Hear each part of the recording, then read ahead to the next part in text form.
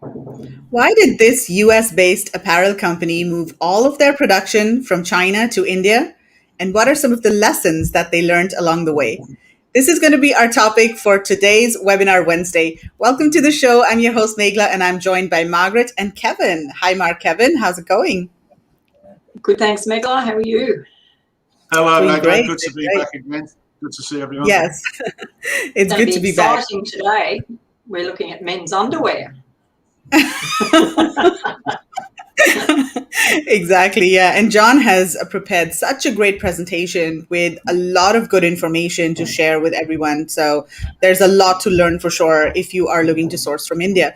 But before we get John, and he's also bringing his employee Satish from India on the show. But before we get them on, there are a couple of things that we wanted to talk about. First of all, we've got a workshop coming up on 24th April if you're joining in from Asia and Australia, and it's 23rd April if you are in the US. And this is a very unique and different topic that we haven't covered before. It's about mindset. So the workshop is called Mindset Breakthrough Workshop, and it's hosted by Cameron Allen, who's a transformation coach. It's a 3-hour workshop where Cameron will talk about how to build or create a positive mindset and what sort of things are blocking you from making progress. So it's a very interesting workshop. I'm going to really quickly just pull up the URL over here and show you where to get more information. And Margaret, Cameron did a webinar with us a couple of weeks ago. That was pretty interesting, right? It was really good, and I listened to him, and I cleared my to-do list within a week. I had stuff from last December, and I don't have it anymore. It's all gone. So it was good. It was well worth listening to him. Have a guess who got the instructions the next day, man? I'm not surprised. Yeah. Yeah. Well, at least it got done, right? I mean, that's what's important. Yeah, absolutely. Yeah. It's amazing because you don't sort of stop and think about it, but he really made it sort of quite clear. And I thought, yeah, it's pathetic. Do it. So I did. Yeah. Exactly. It's really good to talk about these things and clear them out and, give yourself positive mindset and, to keep going.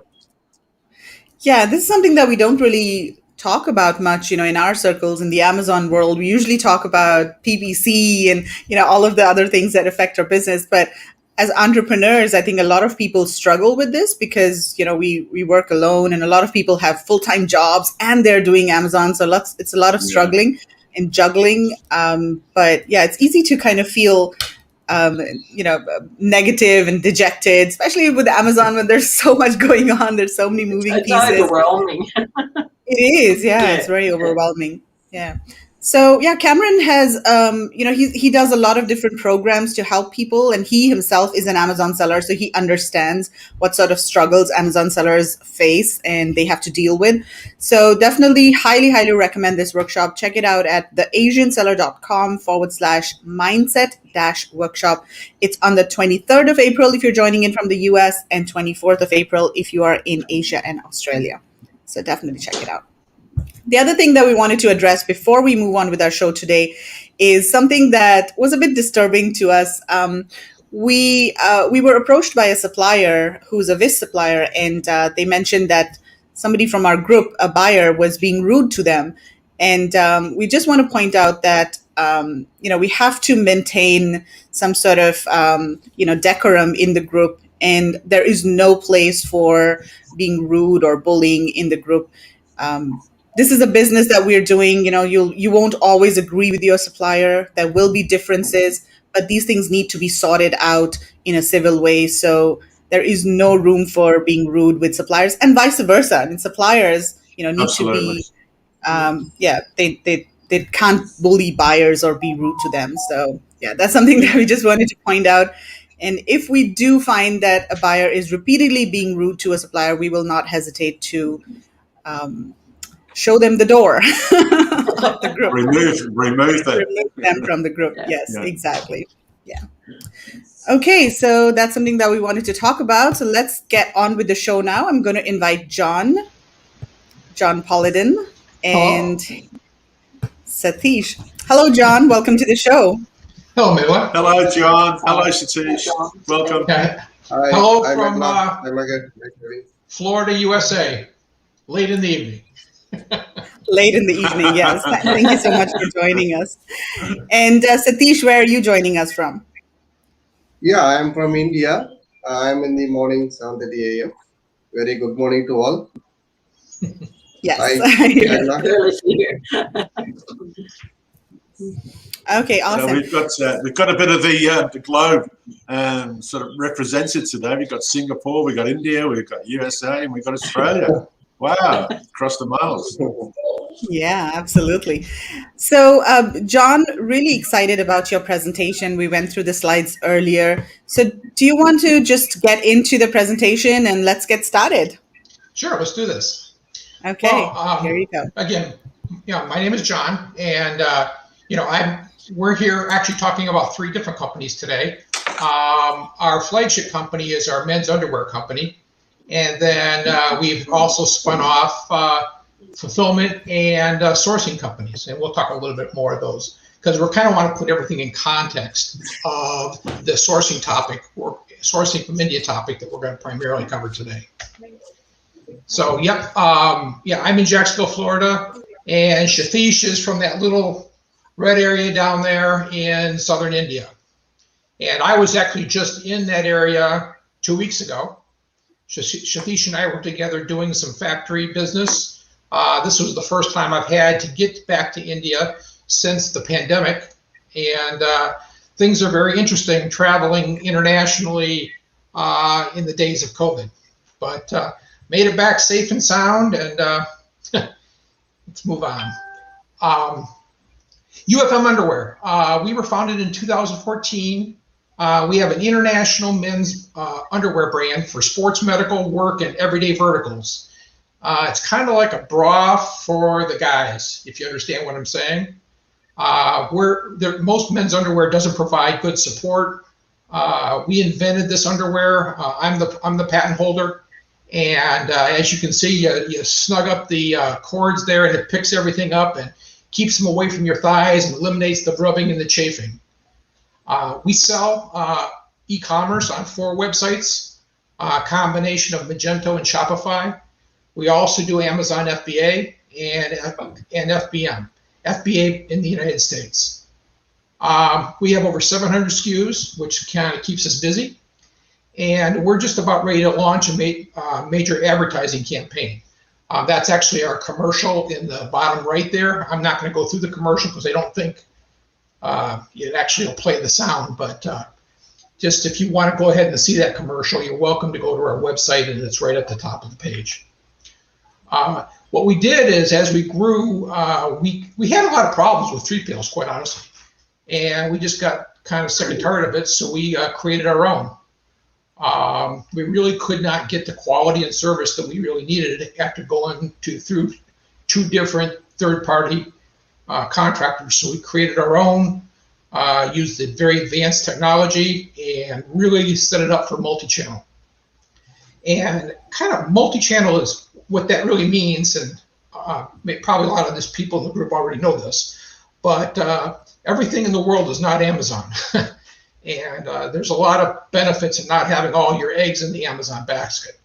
So having your own website, working through eBay, working through Walmart, et cetera, et cetera, et cetera, having all your inventory in one spot, and then be able to fulfill Amazon, your websites, Walmart, et cetera, all from a single inventory. There's a lot of operational benefits in doing that. We set that up. It's been a resounding success. Quite honestly, we've had 0 late shipments since we started, and our track record with Amazon is perfect. So what we did is we kind of looked at this and said, well, this is really fantastic. There's no reason why we shouldn't be offering this to third parties. So we created FBMFulfillment.com.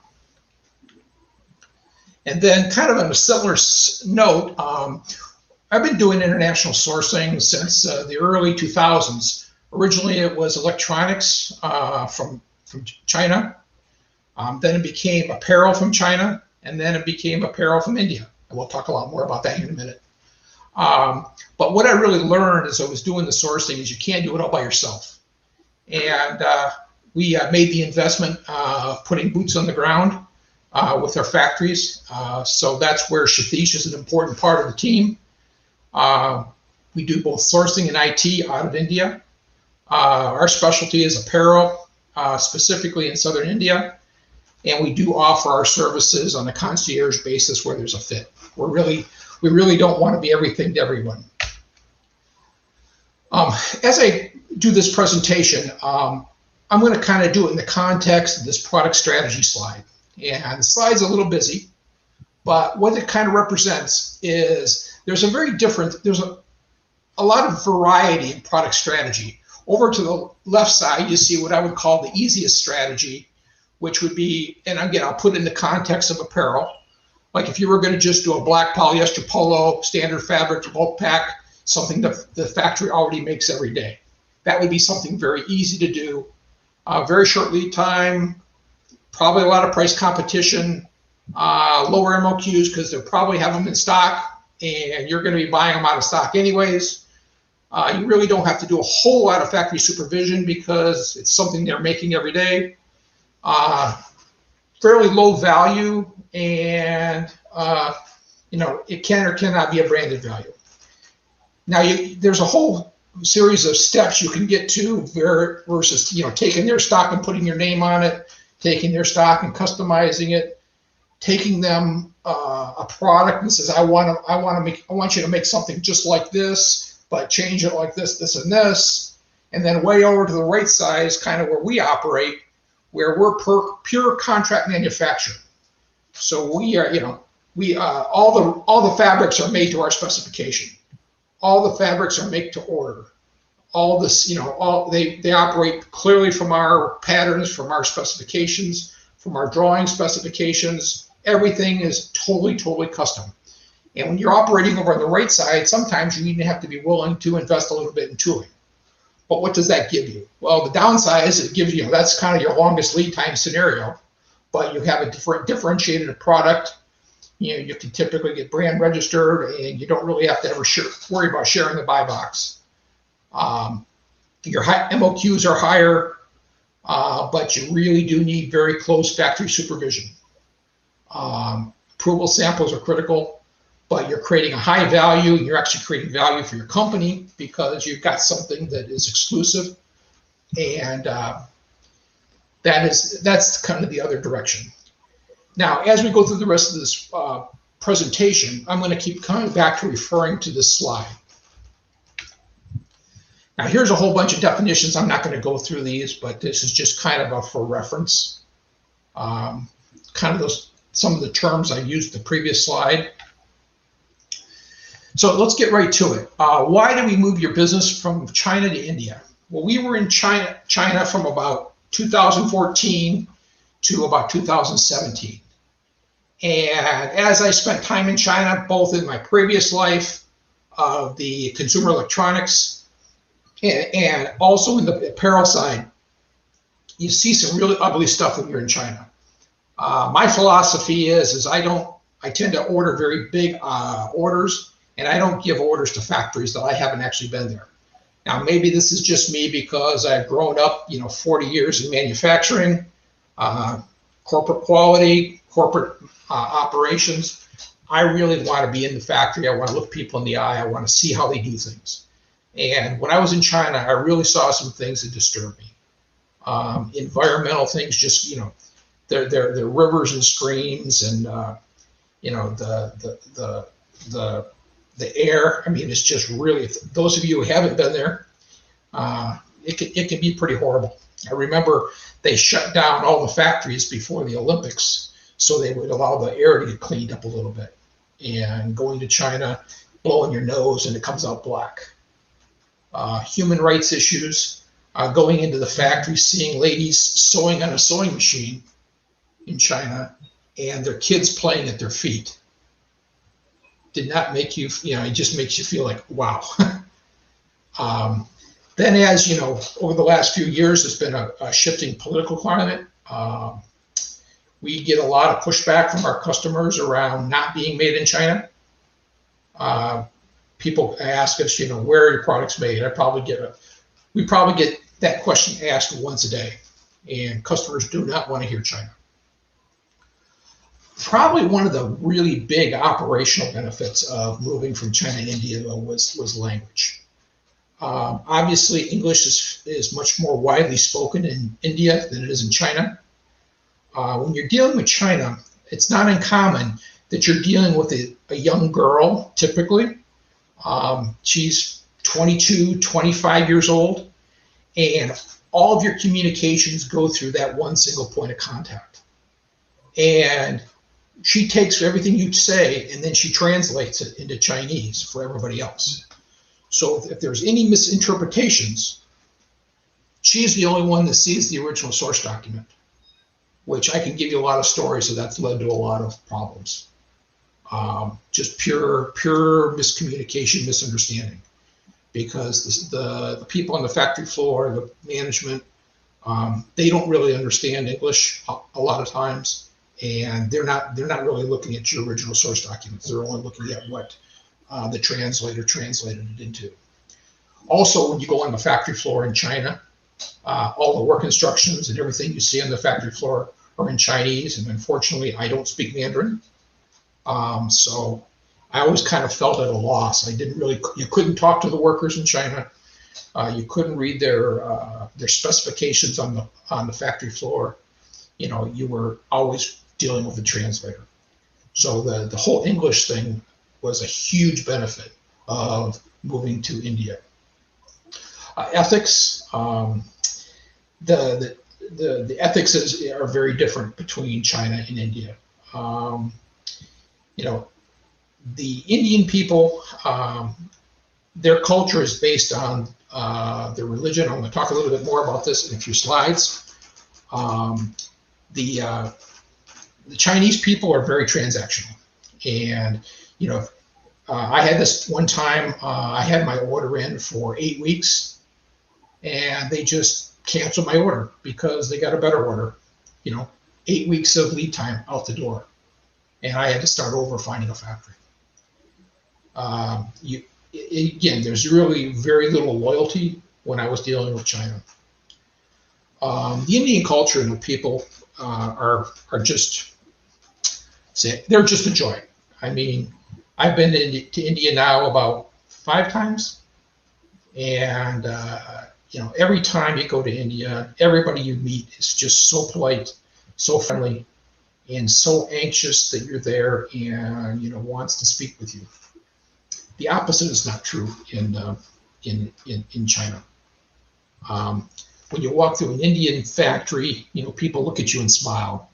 When you walk through a Chinese factory, the workers don't want to even make eye contact with you. So it gives a very awkward feeling. And then the other thing is the whole business relationship in India is much more cooperative. In China, they absolutely would never allow you, they would never disclose who their suppliers were, and they would absolutely refuse to allow you to have communication with their supplier. And I find that things in India are much more open and transparent. And Satish, would you like to make any comments here about, how you are able to go in and talk to our factory suppliers? Yeah, it's very easy to communicate with the suppliers in India, because once we contact with the factory, we can receive the proper response from the factory. Whatever the questions you have asked with the supplier, they are ready to answer everything transparently.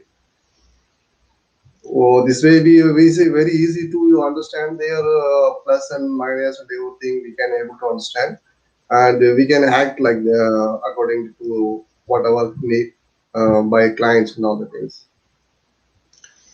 I think part of it too in China, every time I put an order in at a factory, there was a different fabric supplier. And that actually creates a lot of variation in your end product, to where what I'm finding in India, their factory supplier relationships are much longer term. So it's, they're not switching from supplier A to supplier B to save a penny. But in China, there was just a lot of volatility in the supply chain. And I really believe that's probably why they are so reluctant to allow you to have any communication with their supplier. Right. And I also think suppliers are very flexible and they are, accommodating, especially if you're placing larger orders, if you're an established buyer, if you're a large buyer for them. I find that they're quite, accommodating, even for smaller or mid-sized buyers like Mark and Kevin. I mean, your supplier, you've been working with them for 4 years now, and you have a really good relationship with your supplier, and they're very accommodating, right? What do you think, Kevin? Yeah, but we've actually took our time to build up, and we've nurtured a relationship with them guys. Yeah. We sort of first met them at a trade fair in Hong Kong. We sort of liked the stuff they had, but we didn't instantly, sort of do business with them. It was all transaction, and then sort of going from there. But Margaret did like the way that they, spoke to us. The way they were lovely, and it was a family as well. It wasn't just it was a mum and dad, and the son. And I believe the daughter's also involved in the business as well. Lovely family. And we found over time, we just got sort of closer and closer, and we sort of felt like, hey, we want to do business with these guys. And we have, and we sort of have since, So, go on, Mark, do you want to have a... You're muted. You're muted, talking to yourself. Yeah, no, I feel that now, like, I would not like to really change suppliers. I try and find other products that I can use the same supplier for than to move and start again, because we just feel so comfortable. And look, everything you do, nothing's a problem. Yeah, I'll get that sorted and it's back. And we jump on Zoom all the time, but, we message on Messenger all the time, which that doesn't happen with your China sort of situation, which we've been through earlier. And so I find that, I can get an answer quickly, and can we have this changed? And everything's not a problem, Mark. Whatever, if that's what you want, we'll do it. You don't get, it's too difficult. We can't, I just think that that's what you want, is you want someone who wants to work with you, not work against you. And I just find, we're just so rapt that we, have a great supplier.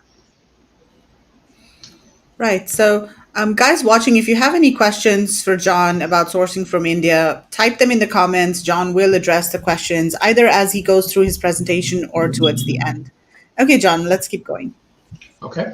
And I just want to make a brief comment that, as I started doing business in China, we also tried an experiment in Bangladesh. And that didn't go so well. So, we're really glad we moved into India. The Bangladesh ended up being a $20,000 mistake. At the end of the day, the supplier couldn't make the product. They tried, and then I couldn't get the deposit back. There were also, with a different supplier, there were also some ethics issues that, at the 11th hour, they wouldn't honor their quote. So it's you learn. Expensive mistakes, but you learn. So China versus India. Like I said, we moved to India in 2017. Pricing is similar, we found. At the volume levels that we're purchasing, we tend to purchase by the 20-foot container or 40-foot container. But the MOQs in India are definitely higher. The Indian expectations, their minimum quantities are higher. And I'll talk about this a little bit more in the context of lean manufacturing. Right. And I just want to point out over here that the MOQs for apparel is high typically, or, textile-based products or customized products. But we also have a lot of handcrafted products that are made in North India. And, the MOQs of those kinds of products are low. And the reason I'm mentioning this is because we talk a lot about MOQ in our group. And we usually, say that MOQs are lower for certain kinds of products. I just want to clarify, yes, MOQs are lower for certain kinds of products, but then if you're doing more customized and, Yes, John, I see that you've changed the slide. Well, that's exactly my point, Michael. You just made my point perfectly. You know, if you're operating over here on the left side, your MOQs are going to be much smaller. If you're buying from stock, if you're buying a stock product, you know, they're not making it specifically for you. They're not going out and buying raw materials specifically for you. It keeps the lead times and the MOQs much smaller. You know, very clearly, our experience is over here on the right side. So that's really why I put this strategy slide up here, just because it can be very different depending on what your product strategy actually is. And John, of course, with fabrics, you get a certain length of sort of fabric that you'd have to buy, or the yardage. There's a yardage that goes with sort of getting your MOQs in fabrics. Is that right? Well, yeah. When you're doing fabrics, there's really two different levels. You know, if you're buying standard fabrics, in other words, you're buying fabrics that the fabric manufacturer makes to stock, that's one level. If you're going in and said, I want you to make this fabric specifically like this, and you know, he's making it just for you, then you're going to be dealing with a whole fabric run and a whole dye lot run. And really the dyeing is very significant to the MOQ, because the dye lots, you know, it's a batch process, and they're not going to run a half a batch. No. So John, just touching back on pricing, similar to, just to make it clear for people that probably will get a surprise, you'll find if you're doing particularly wood, metal, and which is probably things that are comparable with China, that your prices of your landed cost will be a little bit more expensive from India. But if you're buying it from China, say, I don't know, a wooden board or something, you'll be paying probably 30 to 40% tariff from China, where you're paying none from India. So if you get a landed cost and it's $1 dearer, you'll probably find that you'd be paying, you know, $4 or $5 more by you had the tariff at the other end. So it's just something for newbies to be very careful of, that if you get a price that's a little bit more, if you've got a comparable China quote, always think about and find out, do your research on that tariff at the other end, because that can be a big surprise, because 40% of something, if you've paid $12, that's another,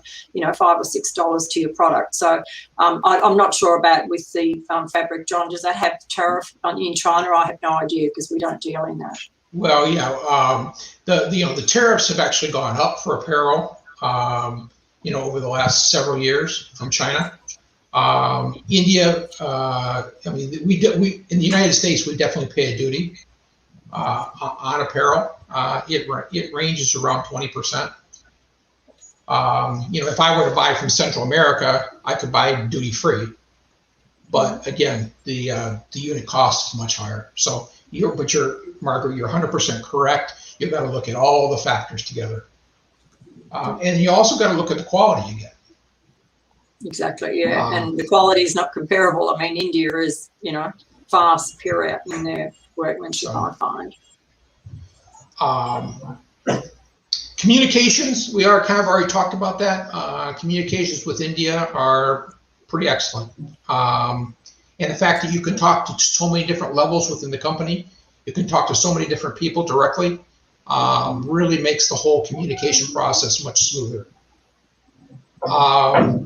Logistics, clearly, you know, China has a superhighway of product coming to the United States. And again, I'm giving you this from the United States perspective. India, the volumes are not as great, but quite honestly, it's not been that bad. It's, you know, it's a little bit more expensive. It's a little bit, you know, the frequency of the ships don't go as often. But, you know, we're based right on the Atlantic Ocean, and we have a port city, and we have a few ports to the north and to the south of us. So logistics really has not been that bad. The one thing that we don't really I don't miss is the whole Chinese New Year, and the lead up to Chinese New Year and the post-Chinese New Year. Those of you who have sourced very much from China can know that can be a real nightmare. Logistic costs can go through the roof. if they don't get you done, if you're not important and they don't get you done by Chinese New Year, good luck. Good luck. And then we always found that we were working in China, the quality level just went into the basement just before Chinese New Year, because there was a big motivation to push it out the door no matter what. But we don't see that in India. They have Diwali and they have their holidays, but it's not as severe as what we experienced in China. And I would say quality is mixed. I've had good experiences in China. I've had bad experiences in China. I've had good experiences in India, and I've had bad experiences. So it's mixed. I would say it's a push, and it really depends on the supplier, and it depends. And we're going to talk a little bit more in detail about this in a couple more slides. Potential pitfalls sourcing in India. The first one is pretty is something that takes a little getting used to. My experience in India is, just read the slide. Overpromise and underdeliver. The Indian suppliers don't want to give you bad news. So I wouldn't, when you get a date from an Indian supplier, I wouldn't bet your life on it. And that we'll kind of come around to that a little bit later. But Satish, would you like to make any comments on this topic? Yeah, actually, the suppliers always welcome the clients with their promises, but in some cases, they in the product maybe they're new to them. They maybe get failed in this some parts, but other than that, always they are trying to stay with their commitments and make happy the clients always. Oh, I never ever doubt that they're trying to make the client happy. I will say though that in China the dates were much more certain than they have been in India. And, so John, over here, are you specifically only talking about delivery lead times, or are there other aspects as well where you think they overpromise and underdeliver? Or is it mostly just the delivery time? It's mostly the delivery time. It's mostly when you get a promise, when you place an order, you get a promise date. I wouldn't book the container. Right. Always have some sort of a buffer. Yeah, and it can be significant. We're just coming off the pandemic, and a lot of those delivery times are just out the window. So, like I said, just as dealing with the different cultures, that first one is something that a person from this country, when you give your boss a date, you're expected to hit it. It's not quite so cut and dried working with the India factories. So you've got to build that in, I guess is what I'm saying. Yes. Bureaucracy, and I don't mean to offend anybody, but the Indian way of doing things can be a little bureaucratic. And again, I guess that's kind of depends on where you're coming from and what you're used to. I'll kind of tie this one a little bit down into the next point. Again, my background is advanced manufacturing, lean manufacturing. I've taught lean manufacturing. I've taught total quality. I've taken many factories in the United States, through this process. And the China, obviously Japan pioneered it.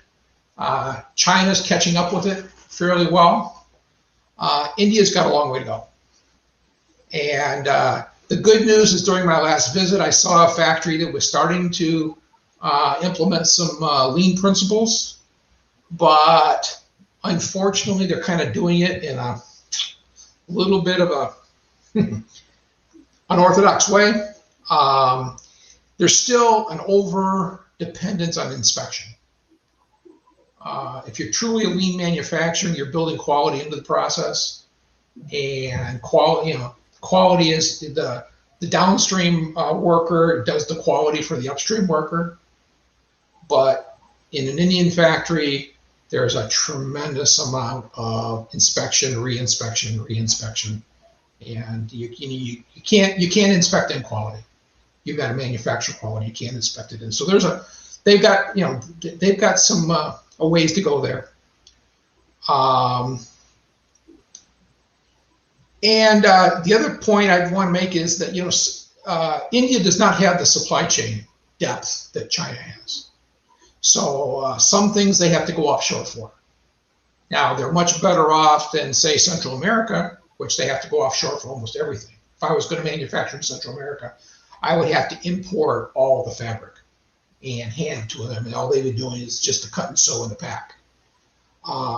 One story I have in India, or one of my first orders in India, our packaging is a metallic envelope, soft pack, and it's something that I had made in China many times, no big deal.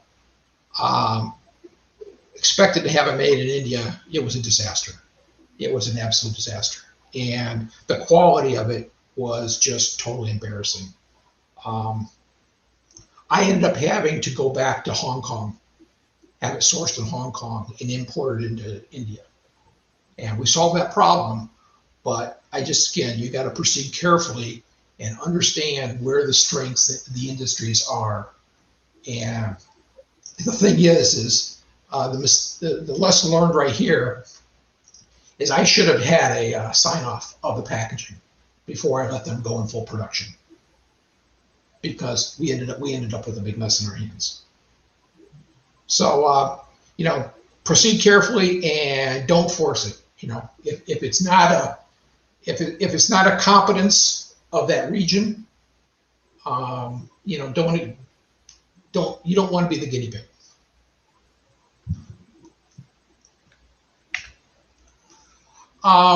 Obviously, Hindu. This is no secret. Hinduism is more than a religion. It's really a culture, and it kind of pervades a lot of their business relationships. And I see this as a very good thing, because this is probably one of the biggest differences between China and India, because there's an ethic and moral code that people try to live by there, and that extends into business.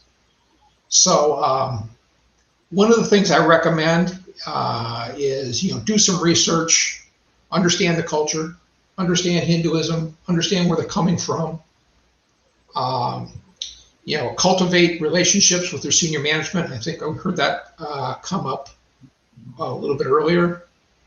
But also, and this is part of the reason we added Satish to our team, having local resources, from the country to work with the factories on a day-to-day basis is so valuable, because he obviously is from within the culture, and he can be he performs a very powerful bridging function to be able to understand, and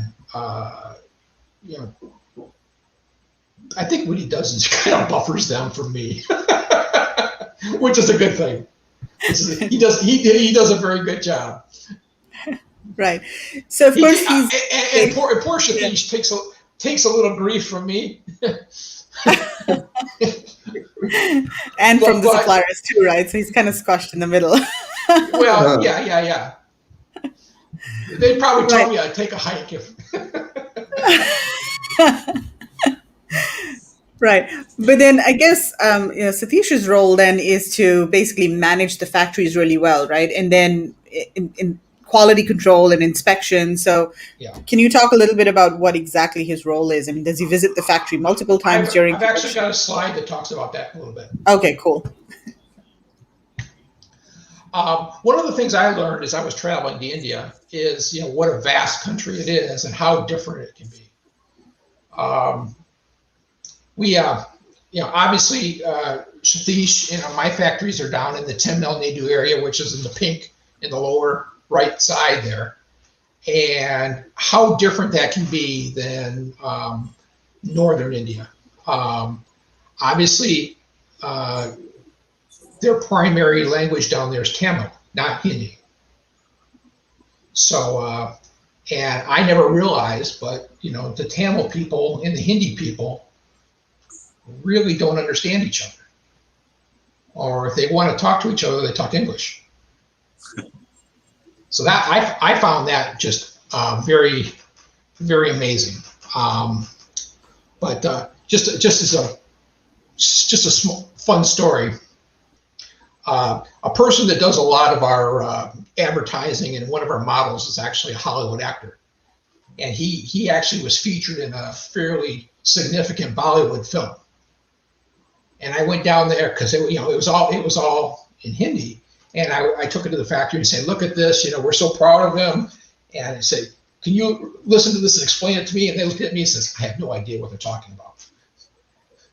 So I mean, the people down there didn't really understand what was going on any more than I did, which just kind of made a very just made an impression.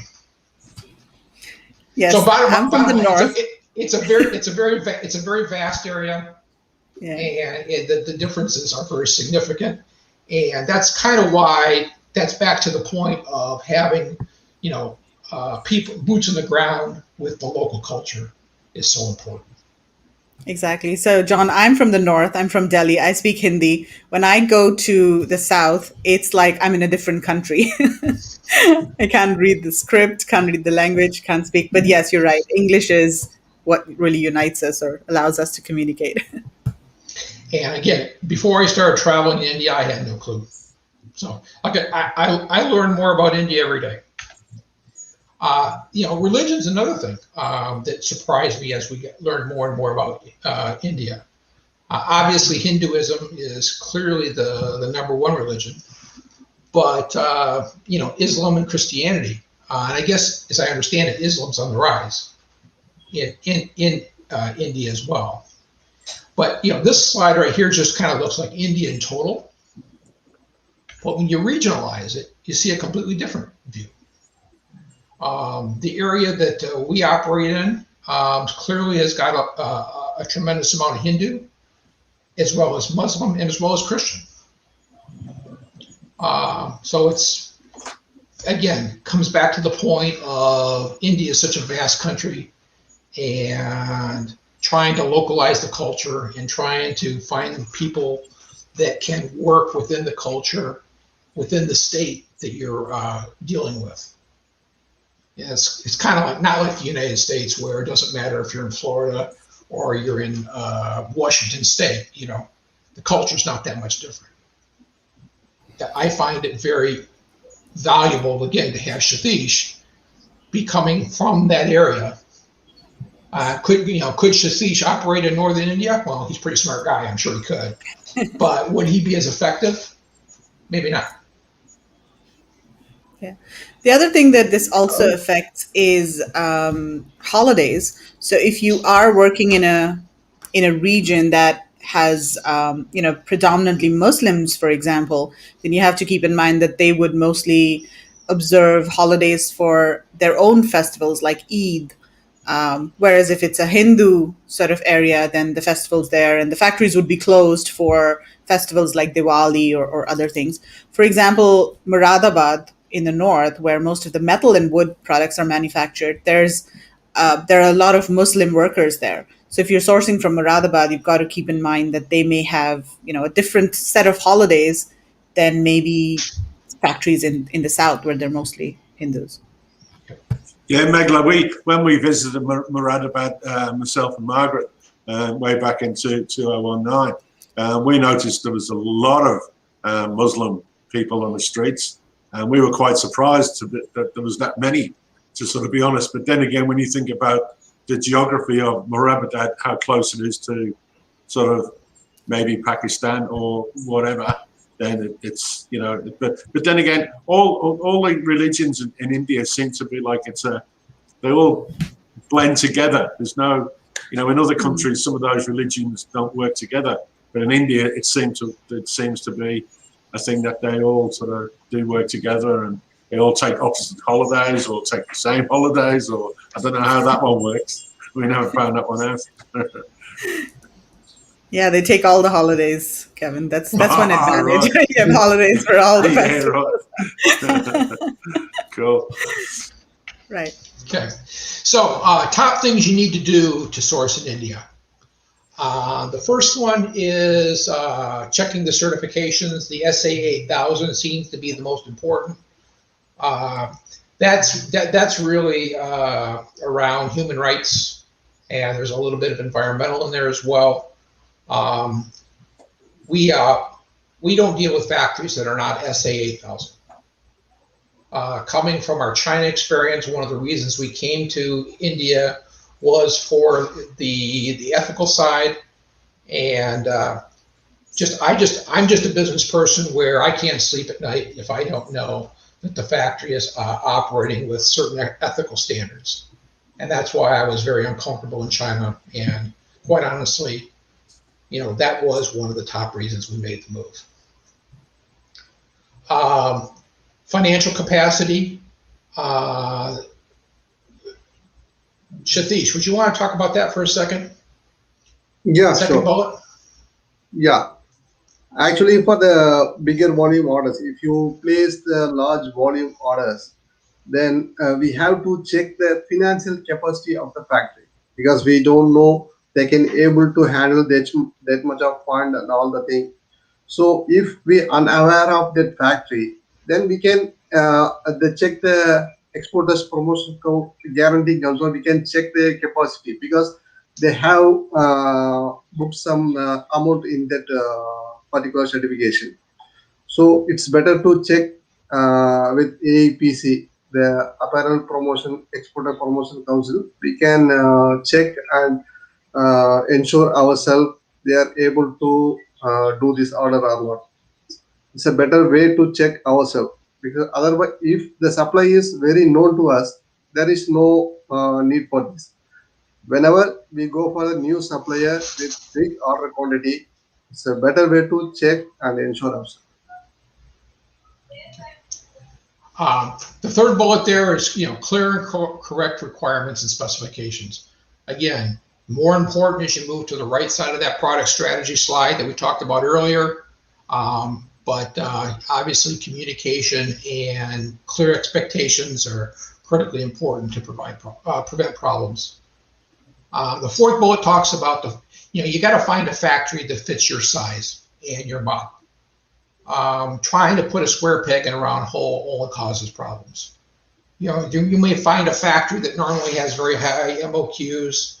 They're running a little slow, and they might consider taking a smaller MOQ just to fill up some capacity.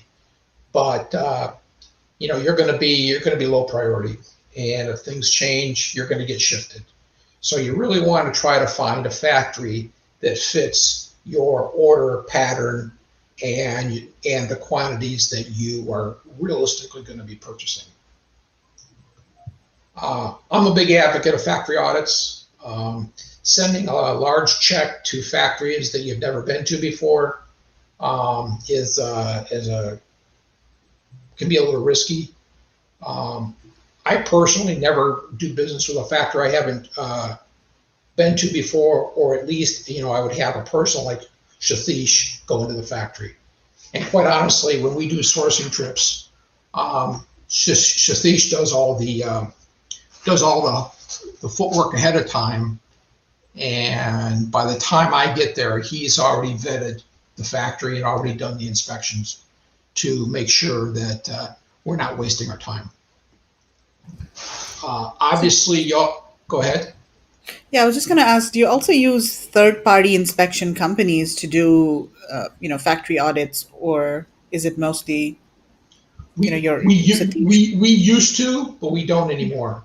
And I'm going to talk about that here in a couple bullets. Pre-production samples need to be in your hand. Spend the money, get them shipped to you, touch them, feel them, make sure they're complete before you give them the approval. Don't give your approvals with pictures. Just had too many bad experiences with that. This is kind of what you were talking about, Megla, right here. Third-party in-process audits and final inspections. As we were getting going in our earlier phases, the the way you typically did it is they finished the order, turned the product up for inspection. You brought in a third-party company. They came in and they basically told you what you had. And if it's good news, it's good news. If it's bad news, you got a mess in your hands. We really kind of moved away from that. We still do final inspections, but some real value that Satish has added is he's in the factory during the production process, and he catches problems early. So what he really ends up doing is preventing disasters instead of finding disasters after the fact.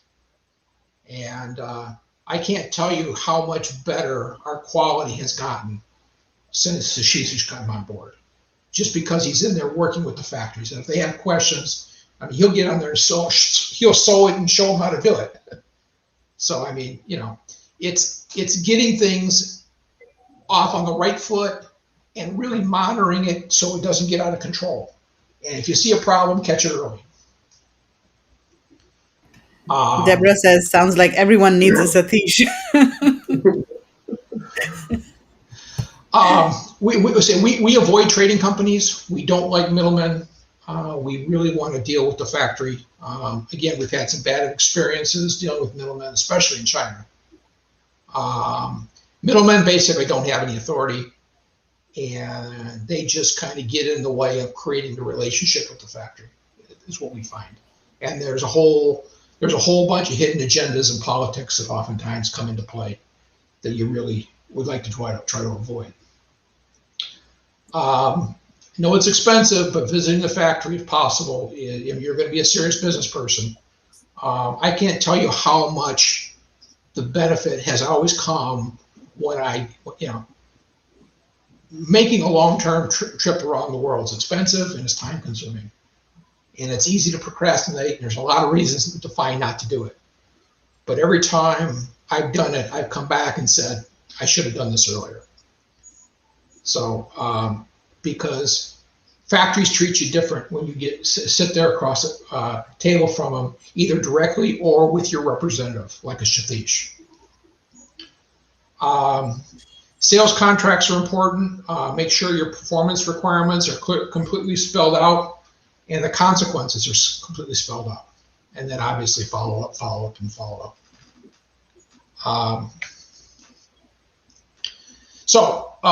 What can SureSource offer you? Basically, this is what Satish does. He's a cultural bridge. Superficial. The sourcing is not superficial. Bid package, factory audit, quotation coordination, helping with the negotiation, order management, in-process inspections, final inspections, and shipping coordination. That's Satish Inc. That's how he really adds value to our company. Any comments, Satish? Yeah, this is what I am doing. Excellent. And he does it very well. We talked about FBM fulfillment. We're also own our own 3PL company. We designed it from a seller's perspective. Very seamless integration. Takes about 15 minutes to set up. We have 4 basic programs for e-commerce fulfillment, multi-channel, FBA staging when you can't put your whole order in the FBA. Customers send it to us. We sit on it, and then we dribble it into FBA at their direction. We also do return services. The returns is one of the big reasons that we have to do our own fulfillment, is because you don't want returned underwear getting sent back to a customer.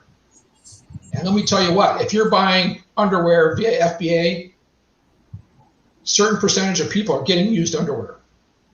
Because when customers send underwear back to Amazon, it's going right back on the shelf. Think about that one. We're very proud of our reliability and flexibility. We ship 6 days a week, and orders that come in by 2 ship same day. We bill shipping at our contracted rates without a markup, and we do not charge a startup fee. So this kind of gets us to our Q&A, and those are our websites. Those are our Facebook pages. That's my LinkedIn address. I would welcome, to LinkedIn connect with people of the group. And Megla, do we have any questions? Yes, thanks a lot, John. First of all, that was a really good presentation, lots of very practical information. So let's see, we've got a question from Allison. Sales contract and performance requirements and consequences. For small orders, would you have this leverage? Well, that's a good question. A lot of it really depends on risk. I mean, if they're really selling you something off the shelf, it can be a pretty simple contract. If, it really goes back to that whole slide that we talked about before, it's going to get the contract's going to be a lot more complicated as you move to the right side. But as you move to the right side, the magnitude of the orders and the deposits and everything are going to be much more significant as well. So it really comes right back to this chart again, to where, the sales contract could be, a couple paragraphs on the left-hand side. Our sales contract that we normally use is probably about 12 pages. Again, you also got to look at, are you going to be doing an NDA, which is a non-disclosure agreement, and are you really bringing anything to the factory that is really proprietary? So what sort of consequences do you put in your contract? Well, typically it's a cost penalties. If they don't hit this date, there's this penalty. If they don't hit this date, it's this penalty. I can tell you that we just got a air shipment of 1.5 tons of underwear, 3,500 pounds of underwear, all air shipped, and the factory paid for it all, 100%, because they didn't meet their commitment. Right. So you do enforce the sales contract very strict. Again, you have to use discretion, because you can win the battle and lose the war. Mm. So if you're really a jerk, they're gonna you might get them to lose a ton of money, but they're not going to want to do business anymore.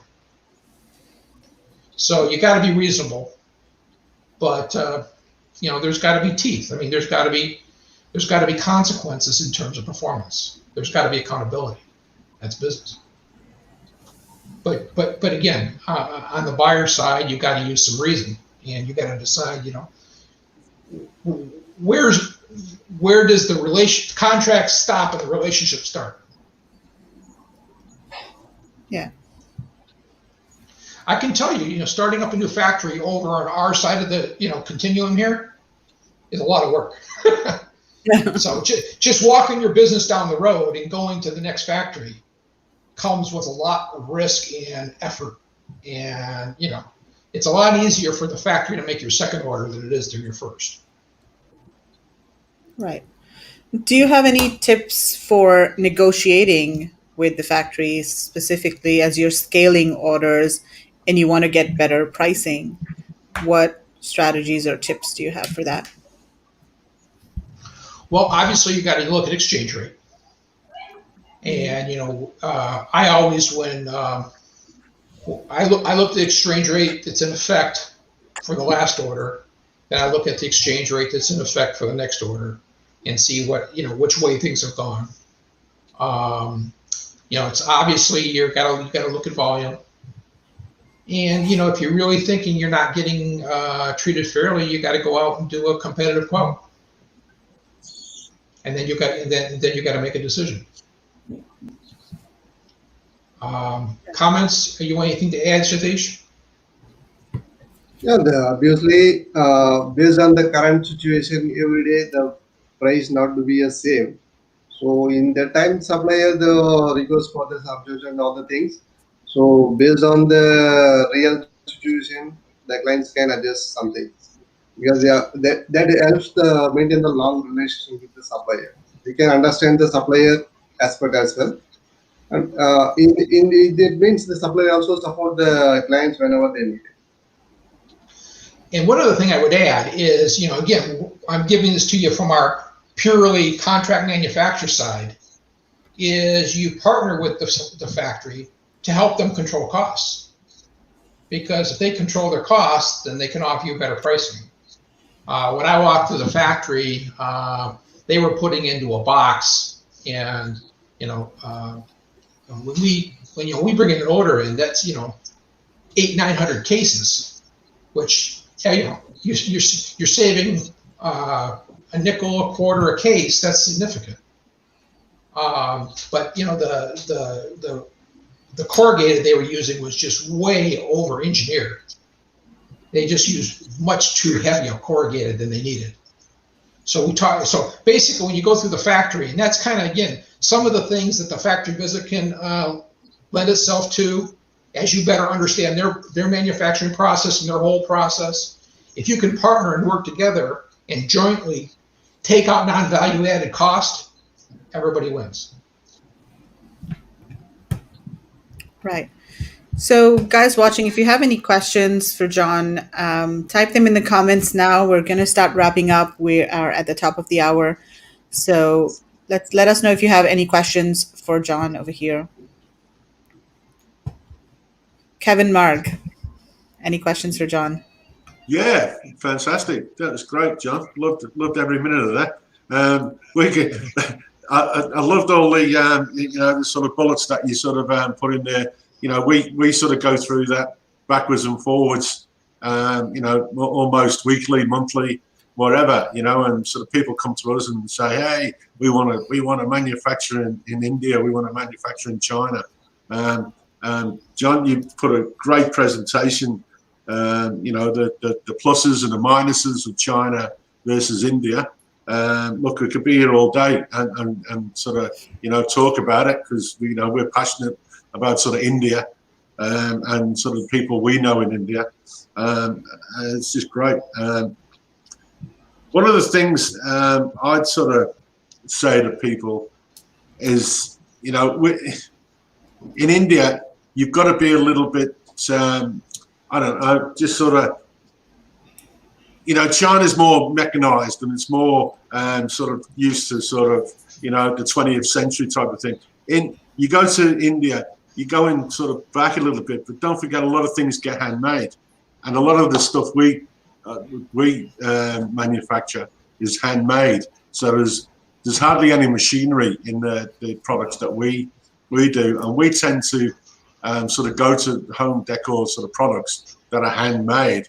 And Margaret will tell you, she has a certain look that she goes for, and a lot of people, but she also goes in a certain size and a certain. Margaret, you carry on. Yeah, well, I suppose what people need to, like John's presentation has been fantastic, and it's shown everyone the good and the bad. But I think a lot of the people that are listening are probably still looking at ordering 200 or 300 items, not tons. So just bear in mind when you're thinking about what John said, is don't go in and think that you're going to negotiate the way John does initially. You've got to grow to do that. So, you can't go in and start demanding too much if you're going to order 300 or 400 items or 500 even items. You're still a very, very, very small buyer. And I mean, you wouldn't even get that opportunity in China. So I think about everything John said. It's all right, but don't forget you're not doing that multi-million-dollar order. You're just doing, maybe $1,000 or $5,000 order. So you've just got to put in perspective what you're doing, but use his principles, if that makes sense to people. And you can you can do a small order on the apparel side. You just have to be realistic in terms of your expectations. You're going to have to take some more standard off-the-shelf type solutions as opposed to something that's totally custom. Yeah. And that's why go ahead, Mark. No, I was going to say, I think a lot of our people are trying to customize, especially in the home decor. Most people that come to me are wanting to do their own design. So basically, nearly everyone I think has been doing custom. Not too many people have just been taking things off the shelf in most instances. So, but they're still being able to get a smallish MOQ. But I think if you start going into the fabrics, and you're starting to do colours, you can't just do, 100 of each. You've got to do your rolls of fabric and things. So it's just a lot different once you start getting size. Actually, that's not true, Margaret. You can, as long as you're sticking with standard fabrics and standard colors, it's like going down to the fabric store here and buying a mold of material. You're buying that off the shelf. Or if you offer a color that the factory is selling as on a regular basis, you can keep it. You can keep the apparel thing to the simple side, but you're just not going to have as many bells and whistles, and you're not going to be allowed to get as creative as you might want to be as if you were going to go to a full custom. Yeah. Right. I think also, John, a lot of Amazon sellers specifically, in general e-commerce sellers, I think they stay away from apparel because the return rate is so high. So what advice do you have for people who want to do apparel but are sort of afraid of, very high return rates, and that's one of the reasons why they're not going into apparel? Well, I can tell you that our Amazon return rate's about double our return rate of all the other channels. Oh. You have to have approximate. Pardon me? What is your approximate return rate? It's typically 3 to 5%. That's not bad, actually. No, it's not. But we do some things to mitigate that. Right. We have a return policy. We don't accept return. You can't wear your underwear and return it. We take a return on unopened, unworn products. We put return instructions, the return policy in a card, right in with the package, so that the expectations are perfectly clear up front. But you're right, Amazon, the apparel business does have some return issues. You also have to be very, very clear on your sizing. We don't use small, medium, large. We size ours by the waist dimension. So we have more of a numeric sizing. So, because what is a large? A large can be anything. But if it's a 36 to 38 waist, that would be in inches. That's a little bit more concrete. So again, my point is there's things you can learn and things you can do to mitigate your returns. Okay, got it. Well, it looks like there are no more questions, John. I think you gave a very comprehensive presentation and answered all of the questions that people might have. So cool. Well, thank you so much for the presentation. And thanks a lot, Satish, also for joining us today. John, you're of course in our group as well. So in case anybody has any questions, they can also reach out to you directly. We've got the email address scrolling at the bottom of the screen, or they can also maybe do a post and tag you in the Facebook group as well. Yes. Yeah. Absolutely. And I'm just gonna, hear all the ways to contact John and get more information about his brands. So but I guess the easiest way is just to send you an email. Yeah. And I'm sure, Megla, too, that John will get a lot of people coming to him about the returns, even that he mentioned. He's got a return service, Yes, absolutely. And FBM, there's so many people that, sort of need. And in the area where John is, you're very well located in the sort of area, like you said before, John. When you said Florida, I think in a past conversation we had, we always thought, but the big ships don't go that way. It's sort of New York and LA. But it's surprising, that when you do a bit of research, how many ports that, around the US that get serviced by the big boys, big ships. That's absolutely true. One other thing I'd like to mention is, we also have a wholesale program. We also have a drop shipping program, and we have an affiliate program that may have some interest from some of the people within the group. All I'll tell you though is Amazon is a house account, so it would have to be, outside of Amazon. Right. Yeah, interesting. So for returns and for your FBM, would you mostly do returns for apparel-based products, or textile-based products and apparel, or would you be able to manage returns for all types of products? Because a lot of people in our group, they do things like metal home decor and wood products. Would you manage that? It doesn't matter. We'll do returns for any kind of product. What we do is we work with the client and we set up a return SOP. And we have a basic service, and then you can add to that, depending on what types of things you want. Most of the returns that we do are people that do warehousing with us and fulfillment with us. So that when we process the return, if it can be returned to stock, we just return to stock, we increment the inventory, and it could be sold again tomorrow. Or if they tell us it needs to be, scrapped or salvaged or whatever has to be done. But we tend to typically integrate it within the fulfillment cycle, but it is available as a standalone service. Right. One of the other things too, sorry, Megla, one of the other things, John, we did a webinar some time ago, but people were asking about a US address, because people sort of like from Australia, New Zealand, UK, that typically have, at the Amazon US business, if they haven't got an LLC, but they're running on their own, company, whatever it is in the country they operate from, and they want to be able to, I don't know, insurance or different other things, they need a US-based address.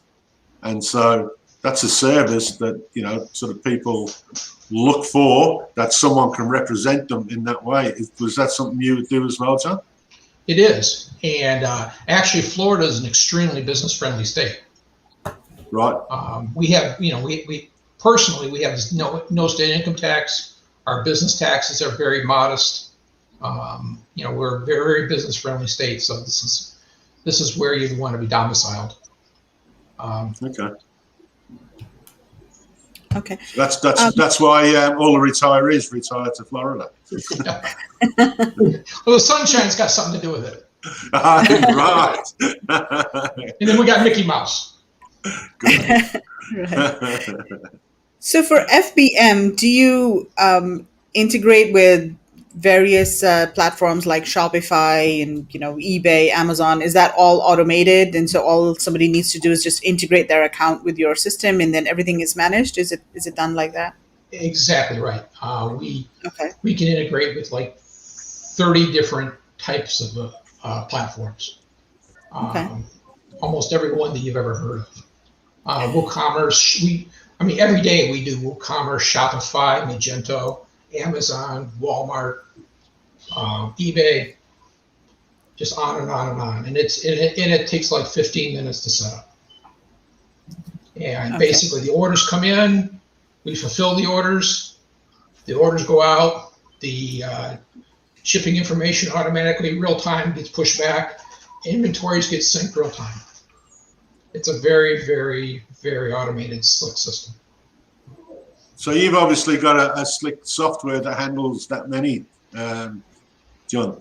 We do, and our warehouse system's more like a mini Amazon, where it's all directed pick, and you don't run all around the warehouse picking stuff like a chicken.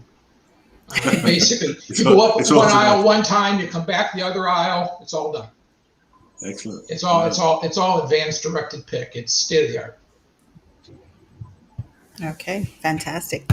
Sounds great. So yes, anybody who needs any help with either sourcing from India, specifically from South India apparel, or if you need help with FBM, or if you just want to chat with John and get some advice, reach out to him at sales@ufmunderwear.com. And also check out their commercial. You've got a new TV commercial coming up, and the video is up on their website. It's a very cute video.